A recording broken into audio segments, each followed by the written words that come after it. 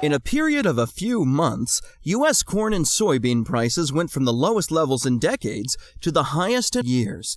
Greg Cole discussed the recovery in farm prices in a presentation to the 8th Annual Mid-South Agricultural and Environmental Law Conference. The conference was held virtually again this year due to ongoing concerns about COVID-19. The commodities, corn, soybeans, really skyrocketed during that time. The COVID thing started to stabilize, the disruption, the plants got to be running back again. And so you had things to normalize some of that back. And then, of course, for 2020, you already had the government intervention with the CPAP program there, and then you add some strong. So we finished 2020 very strong there. And then, where we sit today, we're in pretty good shape there. So anyway, a lot of went on, a lot of stuff that we navigated through with global supplies, trade wars, the COVID things. And so it leads us up where we're today. Let me go to the next slide here. This is a slide you always see before, the ones that pretend a conference. This is the one I want to dig into. This tells the whole story here. Just a reminder, this is a net farm income slide over 100 years here pretty well. These numbers are adjusted for inflation, so you got apples to apples.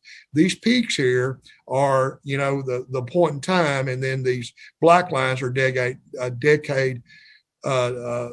averages here. Just a few history points here. These are the super cycles. There's 3 or 4 holding in the last 100 years. We come off of one, at the end of 13 from 7 to 13. That super cycle was driven by the emergence of demand for our obviously our soybeans with China there, the emergence of the U.S. Ethanol industry. We're burning corn there. That drove a lot of that. And so we had some great years. I know in 2012, all my years of loaning money here in Arkansas and the Mississippi Delta, our farmers made more money that year than any single year in my career. So then we had a sharp decline, over 55% decline in net farm income. That was the sharpest decline since the 30s there. And then for the last 7 years going into 2020, we pretty well have been, down and flat with that. Then all of a sudden this year, look at net farm income. We finished at the highest level since 13 with about 123 plus billion there. I'll show you a slide in a minute that shows that 40% of that obviously was government subsidies there, the highest level in history that I can understand there. So you had a lot of that pop up, and of course, when you look at net farm income, that takes in all sectors. So, crop sectors are different than protein, and I'll make a few comments as I take and a little bit more deeper dive in that. But when you look at really, the crop sector, obviously, crop prices, corn, soybeans, the highest levels since 07, 09 in the last run there.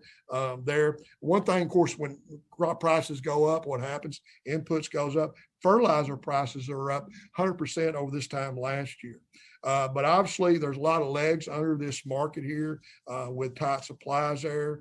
And we think, the crop pretty well got planted up north. We got it planted here in Arkansas, I think, as of Monday. We had 13% of our soybeans not planted. And then some of you that are local here know we had some huge rain, especially in southeast Arkansas. So as one of my colleagues said yesterday, we may have to replant some $14 soybeans, but those soybeans won't move those acres won't move the market in the grand scale of things. So crop sector really bullish. The brightest, the big walkaway here is the crop sector is as good a shape that I've seen it since going back really to 12 and 13.